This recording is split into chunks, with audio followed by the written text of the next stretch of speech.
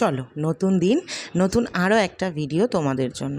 সকালবেলা 2 কাপ চা বসিয়েছিলাম। আজকে অনেক দিন বাদে সকালে আমি আর নীলাদ্রি চা খাচ্ছিলাম। অ্যাজ ইউজুয়াল আমার চা পড়ে গেছে।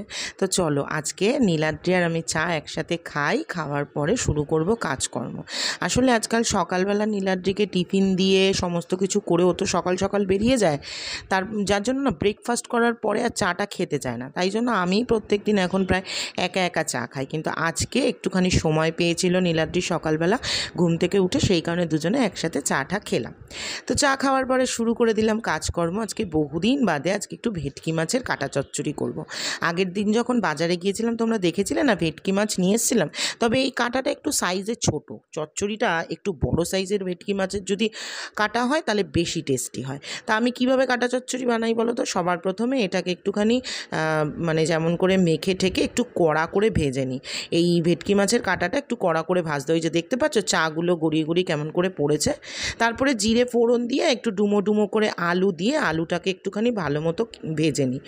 কাটাটা ভালো মতো ভাজতে হয়, কারণ না হলে না অনেক সময় হয় কি জল টল দিয়ে কষানোর সময় না ভেঙে যায়, আর কাটা ভেঙে ভেঙে গেলে আমার ভাল লাগে না। আর এই যে দেখলে আলুটা ভেজে ওর মধ্যে পেঁয়াজটা দিয়ে দিলাম, আদা রসুন একদম অল্প পরিমাণে দিয়েছি, আদা রসুনটা একটু বেশি, কারণ ভেটকি মাছ তো একটুখানি গন্ধ থাকে, তো সেই কারণে একটু রসুন দিয়েছি। তারপরে জিরের গুঁড়ো, ধনের গুঁড়ো, লঙ্কার গুঁড়ো আর একটু টমেটো সস দিয়ে দিলাম। টমেটোর যা দাম, আর টমেটো কেনা যাচ্ছে না। আর এই তো তোমার ফ্রিজে সবজি রাখার পরেও সবজি দেখি কেমন নষ্ট নষ্ট হয়ে যাচ্ছে, আর সবজির কী ভীষণ দাম বলো তো এখন। তো যাই হোক, এই মশলাগুলো দেওয়ার পরে তার মধ্যে একটু জল দিয়ে দিলাম, দিয়ে এই মশলাটাকে খুব ভালো মতো কষাতে হবে।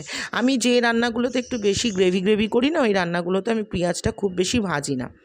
এই যে এইবারে পুরো মশলাটাকে ভালো মতো আলুর সাথে একটুখানি কষিয়ে যখন লাল লাল হয়ে যাবে, এর মধ্যে ভেটকি মাছের কাঁটাগুলো দিয়ে দেবো। দেখতেই পাচ্ছ আমি কত মানে ভালো মতো ভেজেছি। এরপর কাঁটাটা আর মশলাগুলোকে ভালো মতো নাড়াচাড়া করব। দাঁড়াও একটু নাড়াচাড়া করে নিই ঠিকঠাক করে, কারণ এক হাতে ফোন নিয়ে এক হাতে খুন্তি দিয়ে না ঠিকঠাক করে নাড়ানো যায় না। এই দেখো কি সুন্দর কাটাটা মোটামুটি মিশে গেছে। এর মধ্যে একদম অল্প একটু জল দেব, কারণ কাঁচা মশলার গন্ধও বেরিয়ে গেছে প্রায়। আর এদিকে একটু কষতে কষতে আমি ঘরের কাজ করতে চলে এলাম। আজকে খুব বেশি কাজকর্ম ঘরের নেই, সব আগের দিন রাত্রিবেলা করে রেখেছিলাম, যেটা আমি ভিডিও করিনি। আর তো মোটামুটি কাজকর্ম আমার হয়ে গেছে। আর এবার দেখো এই যে আমি অল্প একটু জল দিয়েছিলাম, আর কি সুন্দর দেখতে হয়েছে। দরকার ছিল এর মধ্যে থেকে একটু ধনে পাতা, কিন্তু ধনে পাতাটা আমার কাছে ছিল না, আর মা এখনও আসেনি বলে রান্না করতে করতে আবার নিচে যাব, ওই জন্য আর যাইনি আজকে। আর এদিকে মুসুরির ডাল বসিয়েছি, 5 ফোড়ন দিয়ে করবো। বহুদিন ধরে মোহর দুধ চকোস খাবে বাহানা করছে। তো লাস্ট কিছুদিন আগে ওর যখন ডক্টর চেক আপ ছিল, ডাক্তারকে জিজ্ঞাসা করেছিলাম দেবো কি, তো ওর যে টেস্ট হয়েছিল তাতে কিন্তু ওর ওই দুধে কোনো প্রবলেম পাওয়া যায়নি, ডাক্তার জাস্ট একটা অনুমান করে বলেছিল। তো আজকে অনেক দিন বাদে ওকে দুধ চকোস দিলাম, ও বেশ মজা করে খেয়েছে। আর ঠাকুরের আশীর্বাদে কিন্তু কোনো রকম সমস্যাও হয়নি। মোটামুটি রান্নাবান্না কমপ্লিট হলো। মাকে বললাম একটু ডিমের অমলেট কারি করতে, কারণ ভেটকি মাছের কাটা চচ্চড়ি তো মোহর খাবে না, ওর জন্য একটু ডাল করলাম, আর পার্শে মাছটা রয়েছে। আর মাকে বললাম একটু ডিমের অমলেট কারি করতে।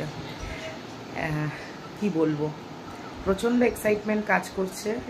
তার কারণ হচ্ছে গিয়ে প্রায় 99,000-এর কাছাকাছি খাওয়ার আসর, আর 1,000 হয়তো আমার জন্মদিনের বেস্ট এভার গিফট হতে চলেছে এই বছর, মানে এই মাসে। মানে হঠাৎ করে, মানে আমি বুঝতে পারিনি। আমার জন্মদিনের সময় মনে হয় 93 না 92,000 ছিল, হঠাৎ করে দেখছি প্রায় 99,000-এর কাছাকাছি পৌঁছে গেছে। আশা করি কালকের মধ্যে হয়ে যাবে। দাঁড়াও দেখা, একদম প্রথম থেকে স্বপ্ন এই হ্যাংলামিটার পাশে এখানে খাওয়ার আসরের একটা থাকবে সিলভার প্লে বাটন, কারণ এর থেকে বেশি আমি এক্সপেক্ট করি না, কারণ কখনোই আমি ভাবি না যে আমাদের হ্যাংলামি বা খাওয়ার আসর কোনোটাই 1 মিলিয়ন হবে এবং আমি সিলভার গোল্ডেন প্লে বাটন পাবো। ওটাও খুব ছোট, চাহিদাও প্রচণ্ড ছোট, অত বেশি এক্সপেকটেশান আমি কখনোই করিনি লাইফে, কারণ আমি কখনো এটাই এক্সপেক্ট করিনি যে খাওয়ার আসর কখনো 1 লাখ হতে পারবে। তো 1 লাখ হোক, তারপরে তোমাদের সাথে জমিয়ে গল্প করব। নিজের মনে অনেক চাপা কথা আছে যেগুলো তোমাদের সাথে শেয়ার করব। রান্নাবান্না হয়েছে, যাই এখন একটু জিমে ঘুরে আসি। মাকে বলেছিলাম অমলেটের কালিয়া করতে। আমার মায়ের অমলেটের কালিয়াটা দেখেছো কি সুন্দর দেখতে হয়েছে, খেতে কিন্তু ভালো হয়েছে, তবে ঝোল করে ফেলেছে, আরও আলু দেয়নি তো, যার ফলে মজেনি কোনো জিনিসে। আর এই যে আমার ডাল, আর এখানে হচ্ছে গিয়ে ভেটকি মাছের কাটা চচ্চড়ি, যেটা অসাধারণ খেতে হয়েছিল, যার কোনো তুলনা ছিল না, এত ভালো ছিল খেতে। তুই কি করেছিস? হ্যাঁ, ঠোঁট বানিয়েছিস? কি পড়েছিস ঠোঁটে? কি পড়েছিস ঠোঁটে? লিলিপ টিপ। লিলিপ টিপ পড়েছ। তো এখন বাজে হচ্ছে গিয়ে সন্ধে মোটামুটি 7:30। আমার চুলটুলের কি অবস্থা।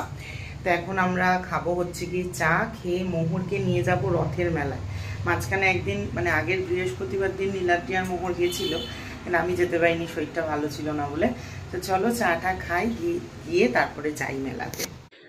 এই যে চা বসিয়েছিলাম, চা ঠা খেয়ে রেডি টেডি হয়ে গিয়েছিলাম রথের মেলায়। সোজা রথের দিন তো যেতে পারিনি, আর তারপরে বৃহস্পতিবার নীলাদ্রি আর মেয়ে গেছিলো, আমি যাইনি, তো আজকে গেছিলাম। কিন্তু আজকে মেলায় যাওয়াটা আমাদের খুব একটা যুক্তিযুক্ত হয়নি, কারণ মোহর এক তো গেছিলো ক্যারাটে ক্লাসে, তারপরে দিনের বেলা পড়াশুনো করে দুপুরবেলা ঘুমায়নি, আর সন্ধেবেলা আসার পরেই ওর ঘুম পেয়ে গেছিলো, ও আর সময় দিতে পারছিল না। এখানে আমার বেশ কিছু জিনিস কেনার ছিল, তার মধ্যে তোমার কয়েকটা আমার ক্যাচারগুলো সব ভেঙে গেছিলো, কটা ক্যাচার কিনলাম, মোহরের জন্য হাতের 2-1টা ব্রেসলেট কিনলাম। মেলায় এসে এগুলোই সব থেকে বেশি ভালো লাগে, বলো, কত কিছু কেনার থাকে। আমি যখন আগে অনেকটা ছোট ছিলাম, এখানে এখন যে 20 টাকা 10 টাকা স্টলগুলো দেখি না, আমাদের নেতাজির মাঠে বিরাট বড় করে বাসন্তী পুজোর একটা মেলা হতো, ওইটা আমাদের ছোটোবেলাকার সবার একটা পছন্দের মেলা। আর ওই মেলাতে গিয়ে আমরা তোমার কি করতাম জানো তো, 3 টাকা করে স্টল ছিল, সেই সারা মেলা ছেড়ে 3 টাকা স্টলে ছিল সব থেকে বেশি লাইন। সে যে কি সুন্দর লাগতো, 3 টাকায় নেল পলিশ, 3 টাকায় লিপস্টিক, কি বড় কি ভালো লাগতো ওই ব্যাপারটা। এখন সেই 3 টাকাটাই হয়ে গেছে 20 টাকা 30 টাকা স্টল। এখানে একটুখানি ঢুকেছিলাম তোমার ওই কাচের ওই বোলগুলো কিনবো বলে, কিন্তু প্রচণ্ড দাম বলছিল। আমার মনে হলো আমি অনলাইন ওই বোরোসলের যে বাটিগুলো আছে ওগুলোই কেনা যাবে, এখান থেকে কিনে লাভ নেই। আর এই কাপগুলো দেখতে ভীষণ ভালো লাগছিল, কিন্তু বাড়িতে আসে কজন, খাই তো আমি আর নীলাদ্রি চা, তাই জন্য আর নিলাম না। কোনোদিনও যদি সুন্দর একটা বাড়ি হয়, সেখানে একটা তোমার ডাইনিং জায়গায়, রুমে আমি একটা সুন্দর ক্রকারি রাখার জন্য একটা সুন্দর জায়গা করবো, এটা আমার খুব শখ, জানো তো। আর এখানের এই শপটা আমার খুব পছন্দ হয়েছিল। আর এই দিদিটা আমাকে দেখে বলছে, তোমাকে যেন কোথায় দেখেছি। আমি বলছি দেখেছো হয়তো কোথাও। তারপরে বলছে তোমার চ্যানেল আছে না, তো ভালো লাগলো যে উনি আমাকে চিনতে পেরেছে, বা উনি আমার ভিডিও দেখে। তো এখানের কালেকশান এত ভালো ছিল যে বলার কথা নয়। আমি এইটা নিয়েছিলাম, এই সময় লেখা। আমার এগুলো সম্পর্কে খুব একটা বেশি অভিজ্ঞতা নেই। আর এখান থেকে একটা চুড়ির সেট নিয়েছিলাম, যেগুলো খুব সুন্দর ছিল। আর ওনারা কার্ড দিয়ে দিয়েছেন, যদি কিছু কাস্টমাইজ করাতে চাই করানো যেতে পারে। বেশ ভালো কালেকশান ছিল।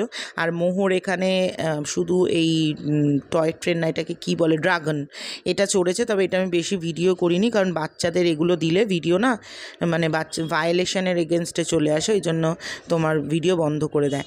আর এখানে একটা মাত্র পাওভাজি নিয়েছিলাম, তাও নীলাদ্রির খিদে পেয়েছিল বলে। আমি আজকে কাটা চচ্চড়ি খেয়েছি, তো দুপুরে আমার আর আজকে খাওয়ার কোনো ইচ্ছে ছিল না। কাটা চচ্চড়ি খেলে অনেকক্ষণ ধরে ঢেক ওঠে। আর আগের বছর এই মেলার খাওয়া দাওয়াটা খুব ভালো ছিল, বাট এই বছর খুব একটা জমেনি।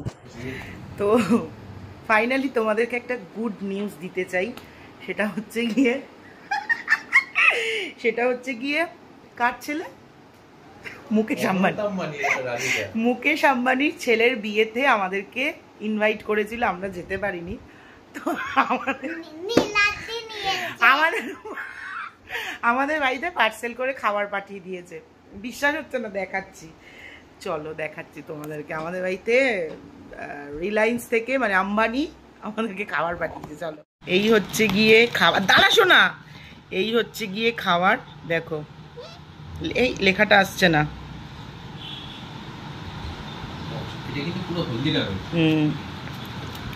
নীতা অ্যান্ড মুকেশ আম্বানির তরফ থেকে আমাদের জন্য খাবার পাঠিয়েছে। আমরা এত বড় লোক।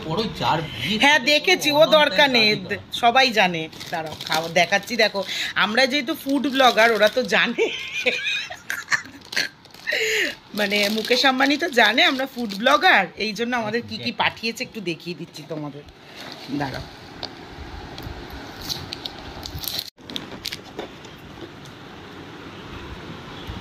এই দেখো পাঠিয়েছে আমাদের জন্য, এটা কি, এই দেখো এটা ভুজিয়া পাঠিয়েছে, এটা পাঠিয়েছে, এটা পাঠিয়েছে, এটা পাঠিয়েছে, তারপরে দেখি দুটো ভুজিয়া,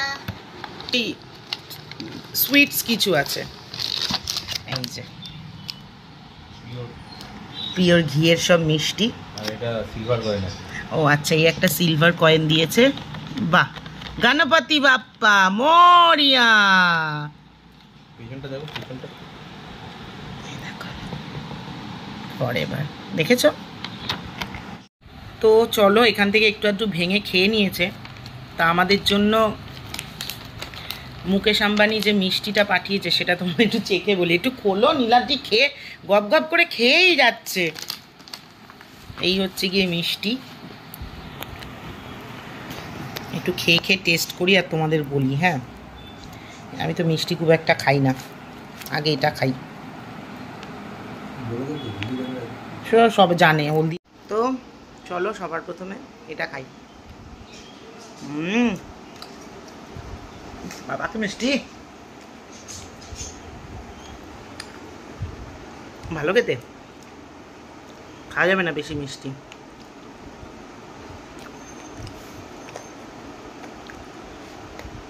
আমি না মিষ্টিগুলোর নাম জানি না।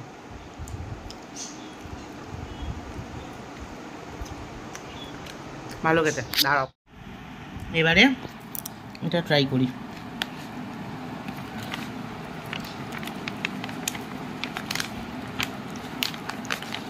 আরে তুলতেই তো পাচ্ছি না,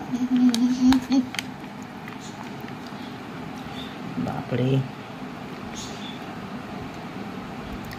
দেখতে তো হেভি, খাওয়া যাক।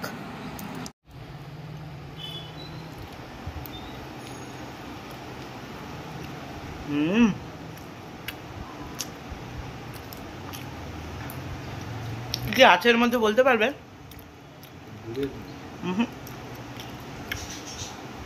ছানা, নারকেল, আমি নাম জানি না, তবে ছানা আছে, নারকেল আছে, ড্রাই ফ্রুটস আছে, প্রচুর পরিমাণে ঘি আছে, ভালো ভালো খেতে। এবার এটা খাই, এটা আমার মনে হচ্ছে ছাতুর কিছু একটা ফ্লেভার হবে।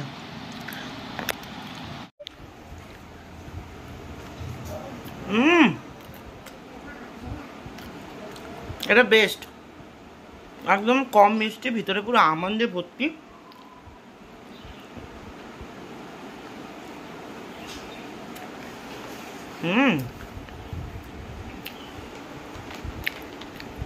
কাজু বরফি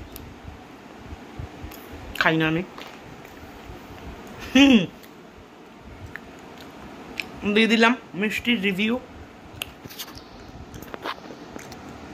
দেখা হচ্ছে পরের ভিডিওতে, টাটা।